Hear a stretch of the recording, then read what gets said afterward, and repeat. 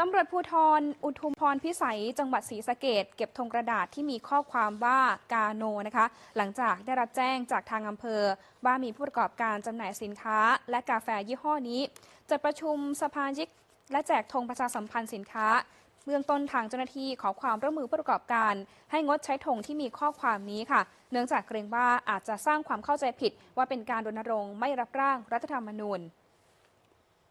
ส่วนที่จังหวัดนครราชสีมากำนันและผู้ใหญ่บ้านตำบลพุทราอำเภอเมืองจัดกิจกรรมเดินเคาะประตูบ้านนะคะเชิญชวนประชาชนออกมาใช้สิทธิ์ลงประชามติมีการอธิบายวิธีการลงคะแนนและแนะนำให้ศึกษาเนื้อหาก่อนตัดสินใจ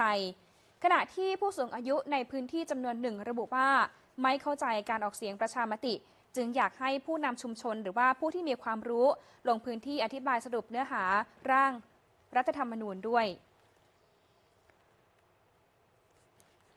ไปที่ภาคเหนือค่ะทางคณะกรรมการออกเสียงประชามติอำเภอเมืองพิษณุโลกนำรายชื่อผู้มีสิทธิ์ไปติดตามหน่วยออกเสียงให้ประชาชนตรวจสอบก่อนการลงประชามติในวันที่ 7 สิงหาคมนี้นะคะและหากพบรายชื่อตกหล่นหรือว่าไม่ถูกต้องสามารถแจ้งได้เจ้าหน้าที่ได้ทันทีค่ะ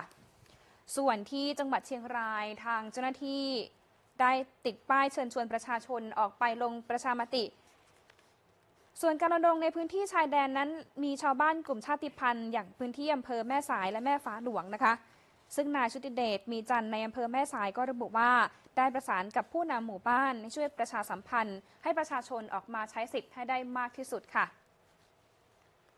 ไปกันที่จังหวัดตรังค่ะทางสำนักงานคณะกรรมการการเลือกตั้งประจำจังหวัดจัดประชุมให้ความรู้เกี่ยวกับร่างรัฐธรรมนูญกับคณะอนุกรรมการระดับอำเภอและบุคคลภายนอกที่มีความสามารถเป็นวิทยากรระดับอำเภอทั้งกฎหมายสำคัญการปฏิบัติหน้าที่ทั้งก่อนวันออกเสียงและวันนับคะแนนนะคะรวมไปถึงการนำส่งหีบบัตรและการรายงานผลส่วนที่จังหวัดสงขลาค่ะแม้ว่าจะเข้าสู่ช่วงโค้งสุดท้ายก่อนออกเสียงลงประชามติแต่ว่าบรรยากาศการรณรงค์นั้นก็ยังไม่คึกคักมากนักนะคะทีมข่าวสำรวจก็พบว่ามีแผ่นป้ายรณรงค์เชิญชวนให้ประชาชนออกไปใช้สิทธิ์มีไม่มากอย่างในเขตเทศบาลเมืองบ้านพรอำเภอหาดใหญ่ก็พบแผ่นป้ายรณรงค์ขนาดเล็กติดอยู่ที่บริเวณหน้าโรงเรียนวัดเทพชุมนุมเพียงป้ายเดียวเท่านั้นค่ะ